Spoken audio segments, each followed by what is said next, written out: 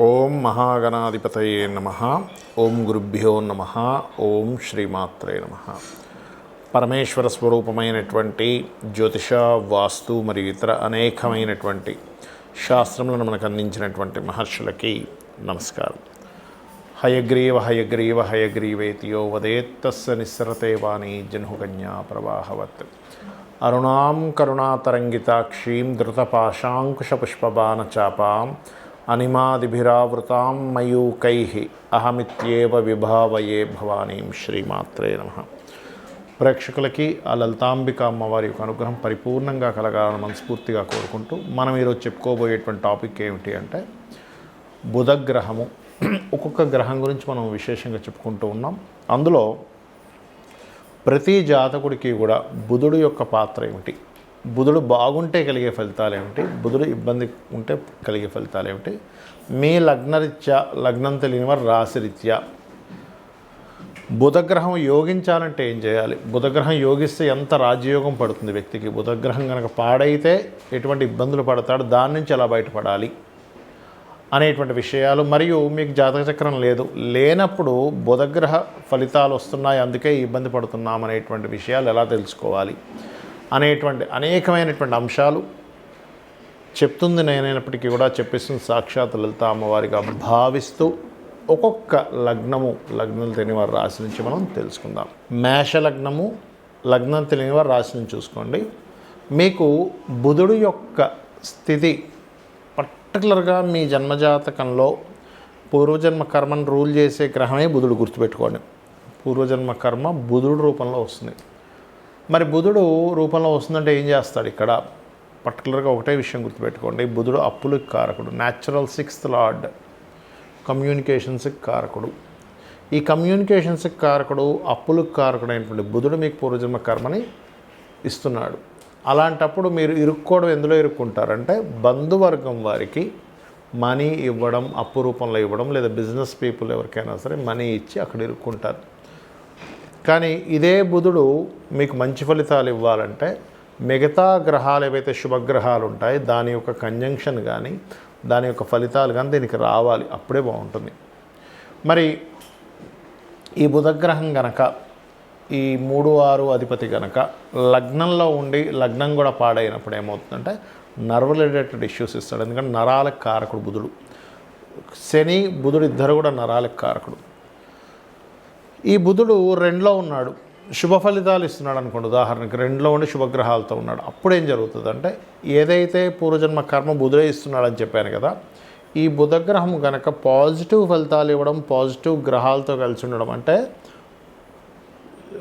బుధుడు PAC అంటారు, అంటే ప్లేస్మెంట్, ఆస్పెక్ట్ అండ్ కంజంక్షన్ వీటిల్లో ఉన్నప్పుడు, మంచి PACలో ఉన్నప్పుడు అప్పుడు మీరు చిట్ ఫండ్స్ ద్వారా డబ్బులు వస్తాయి. కానీ 90% ఆఫ్ కేసెస్లో 90 కూడా కాదు, 99% ఆఫ్ కేసెస్లో బుధగ్రహం ఈ లగ్నానికి పాపైనందుకు ఏమాత్రం కొంచెం పోర్ట్ఫోలియోస్ పాడైపోయినా విపరీతమైన రిజల్ట్స్ ఇస్తారు. అందరూ కూడా శని భగవాన్ని చూసి భయపడుతుంటారు, కానీ ముఖ్యంగా మనకి రూల్ చేసేది బుధుడే. ఎందుకంటే బుద్ధి, వాక్కు గుర్తుపెట్టుకోండి. బుధుడు బుద్ధికి, వాక్కుకి కారకుడు. ఈ బుద్ధికి, వాక్కుకి కారకుడు జీవితాన్ని మొత్తం మార్చేస్తుంది. ఎవరైనా సరే ఆలోచన బట్టే వాళ్ళ యొక్క లైఫ్ స్టైల్ మారుతుంది, వాళ్ళ యొక్క వాక్కు బట్టే లైఫ్ స్టైల్ మారుతుంది. ఒక చిన్న మాట ప్రపంచ యుద్ధాన్ని తెచ్చినటువంటి మనం చాలా చూసాం.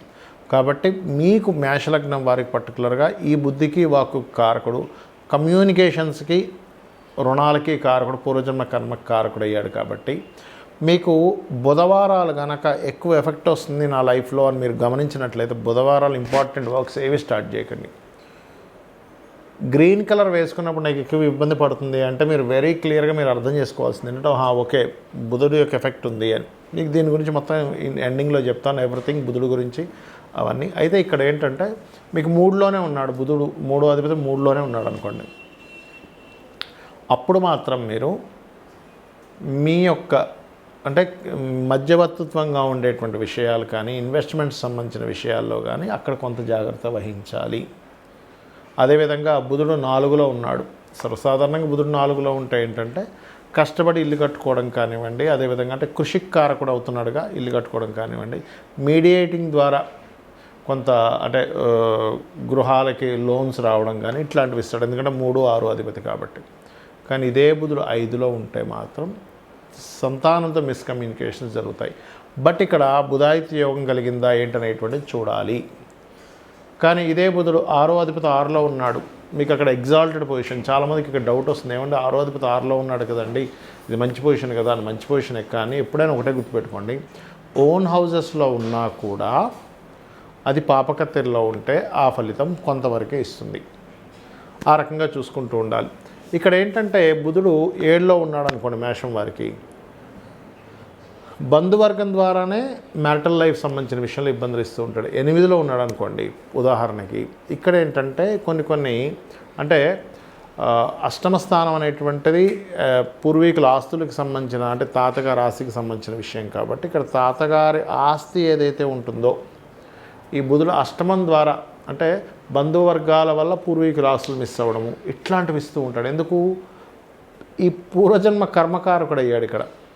9లో ఉంటే మాస్టర్స్తో మిస్కమ్యూనికేషన్స్ అవ్వడం, 10లో ఉంటే జాబ్ సంబంధించినటువంటివి మార్కెటింగ్ రంగాల్లో ఉండడం, కాకపోతే ఏదైనా స్ట్రెస్ అనమాట, ఎందుకంటే 3వ అధిపతి కూడా అయ్యాడు కాబట్టి స్ట్రెస్ ఇస్తూ ఉంటాడు.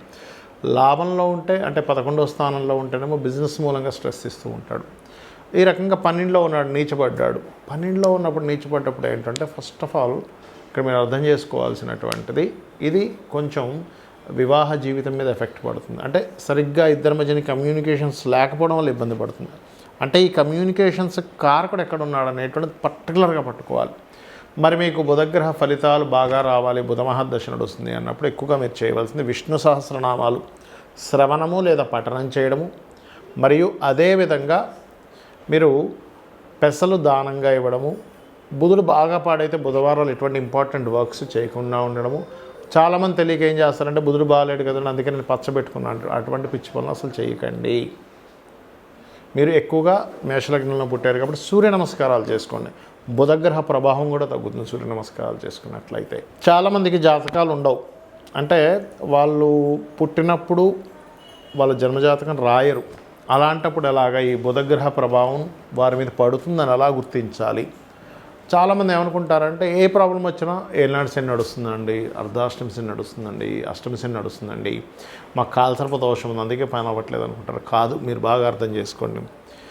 మన మనిషి జీవితంలో ఒక హెల్త్ ఇష్యూ వచ్చిందంటే దానికి 1000 కారణాలు ఎలా ఉంటాయో, ఒక జాతకుడికి ఒక ఇబ్బంది వచ్చిందంటే దానికి ఈ 9 గ్రహాలు, 27 నక్షత్రాలు, ఈ 12 భావాల్లోనే మొత్తం దాగి ఉంటుంది, గుర్తుపెట్టుకోండి. అక్కడ నుంచే మనం ప్రాబ్లంకి ఐడెంటిఫై చేసి సొల్యూషన్ తీసుకురావచ్చు.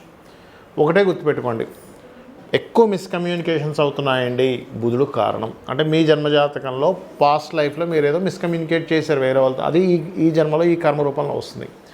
లేదండి నేను ఎక్కువ అప్పులు పాలవుతున్నాడు, ఒక వ్యక్తి అప్పులు పాలవుతున్నారంటే 6వ స్థానాధిపతి పాడవడం కానీ బుధుడు మెయిన్గా ఎక్కువ పాత్ర ఉంటుంది, because of natural 6th lord కాబట్టి. మరొక విషయం ఏంటంటే చర్మ సంబంధించిన ఇబ్బందులు వస్తున్నాయి, నరాలకు సంబంధించిన ఇబ్బందులు వస్తున్నాయి, బంధువర్గం వాళ్ళ ద్వారానే ఎక్కువ ఇబ్బంది వస్తుంది, అంటే బుధుడే కారణం. అంటే బుధుడు కారణం అంటే ఇన్ సెన్స్ బుధుడే మేము ఇదేం పగబట్టి చేయట్లేదు ఆ పని. ఇక్కడ ఏంటంటే పాస్ట్ లైఫ్లో పోయిన జన్మలో వీళ్ళు కృతజన్మలో చేసినటువంటి బుధ సంబంధించిన కర్మ, అంటే బంధువర్గం వారినే మీరు ఇబ్బంది పెట్టారు, ఆ రూపంలో వస్తుంది. అది మీరు నేను అందరం సమానమే, కర్మకి ఎవ్వరూ కూడా తప్పించుకోలేరు కర్మని. అయితే ఇక్కడ మధ్యవర్తిత్వంగా ఉండడం, ఎవరో ఫ్రెండ్కి ఏదో మనీ కావాలంటే మీరెళ్ళి సంతకం పెట్టడం, ఇట్లాంటి వల్ల కూడా ఇరుక్కుంటాడు మనిషి ఈ బుధుడు యొక్క ప్రభావం ఎక్కువగా ఉన్నప్పుడు.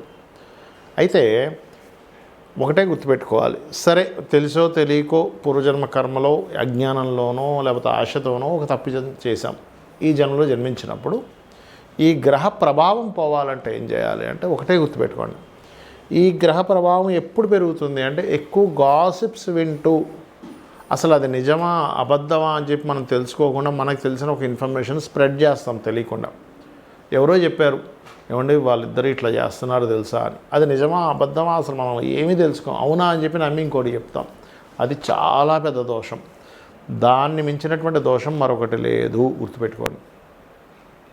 కానీ ఇదే బుధుడు బాగున్నాడు అనుకోండి, వ్యాపారంలో టాప్ పొజిషన్లోకి తీసుకెళ్తాడు. నేను ఒక దాదాపుగా ఒక 5,000 జాతకాలు టాప్, అంటే ఒక బిజినెస్లో ఇంకా ఒక రేంజ్లోకి వెళ్ళిన జాతకాలు చూసినప్పుడు వాళ్ళందరి జాతకాల్లో నేను చూసింది ఏంటంటే బుధుడు బాగున్నాడు.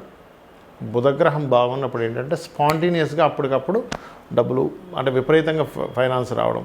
బుధుడు షేర్ మార్కెట్కి కూడా కారకుడండి. బుధగ్రహం బాగుంటే షేర్స్లో విపరీతంగా రాణిస్తారు, కోట్లు సంపాదిస్తారు. అదే బుధుడు మల్టిపుల్ ధనయోగాలకు కారకుడు. అంటే ఈ వ్యక్తి ఏమీ చేయడు, రకరకాల వాటిల్లో ఇన్వెస్ట్మెంట్ చేసుకుంటూ వెళ్ళిపోతాడు. ఫ్రెండ్ ఒక బిజినెస్ పెడితే ఆయనకి డబ్బులు ఇస్తాడు, ఇంకో ఇస్తాడు. బుధుడు బాగుంటే ఈ వ్యక్తి కేవలం మనీ ఇన్వెస్ట్మెంట్ చేసుకుంటూ వెళ్తుంటే అక్కడి నుంచి ఆటోమేటిక్గా డబ్బులు వస్తూ ఉంటాయి. ఇది బుధగ్రహం యొక్క బలం. ఇదే బుధుడు కనుక పాడైతే అనాలోచితమైనటువంటి పనులు అస్సలు ఆలోచించరు, ఏవేవో చేస్తూ ఉంటారు, ఏవేవో పోగొట్టుకుంటూ ఉంటారు, ఏమేమో అయిపోతూ ఉంటారు, మళ్ళీ నేను గొప్పగా ఆలోచించానని చెప్పుకుంటూ ఉంటారు. ఇది చాలా చాలా కేర్గా ఉండవలసిన విషయం. అందుకని మన వాళ్ళు ఏం చెప్తారు, చిన్నప్పటి నుంచి విష్ణు సహస్రనామాలు నేర్పించండి పిల్లలకి అంటారు. ఎందుకు? బుధుడు బాగుపడతాడు. బుధుడికి అధిష్టాన దేవత విష్ణువు. లేదంటే నాకు నోరు తిరగదు అని అనుకుంటే కనీసం ఓం నమో నారాయణాయ అనే నామం చేసుకోవచ్చు. లేదు, గోవుకి వెళ్ళి చక్కగా గోంగూర తినిపించడం ద్వారా, పెసలు దానం ఇవ్వడం ద్వారా, 1 కేజీ పెసలు, గ్రీన్ కలర్ వస్త్రం దానం ఇవ్వడం ద్వారా, గృహంలో బుధగ్రహానికి స్థానం ఉత్తర దిశ అంటారు.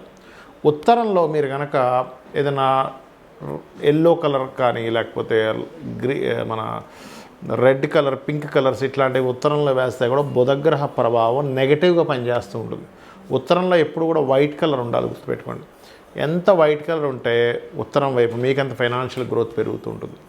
కాబట్టి మీరు ఒకటే గుర్తుపెట్టుకోండి, బుధుడు మీ జన్మజాతకంలో పాపగ్రహాల మధ్యన ఉన్నాడు అంటే 3 విషయాలు ముఖ్యంగా గుర్తుపెట్టుకోవాలి. అప్పుల జోలికి వెళ్ళొద్దు, అప్పులు ఇవ్వడం కావచ్చు, తీసుకోవడం కావచ్చు, వెళ్ళొద్దు. రెండవది, గాసిప్స్ని నమ్మి ఏ పనులు చేయొద్దు, గాసిప్స్ని స్ప్రెడ్ చేయకూడదు. అంటే వీళ్ళనే కదా, ఎవరు కూడా స్ప్రెడ్ చేయకూడదు. మీకు తెలుసో తెలియదో, ఎవరికి తెలుసు, ఇవాళ రేపు ఛానల్లో వచ్చేసినట్టు నిజం అనుకుంటే అట్లా ఆ ఛానల్ వాళ్ళు ఏదో ఒక వార్త వేయాలని వేయచ్చు, వాళ్ళకి రాంగ్ ఇన్ఫర్మేషన్ రావచ్చు, చెప్పలేం కదా. అదేవిధంగా మరొకటి ఏంటంటే బంధువర్గంతో రెస్పెక్ట్ఫుల్గా ఉండండి.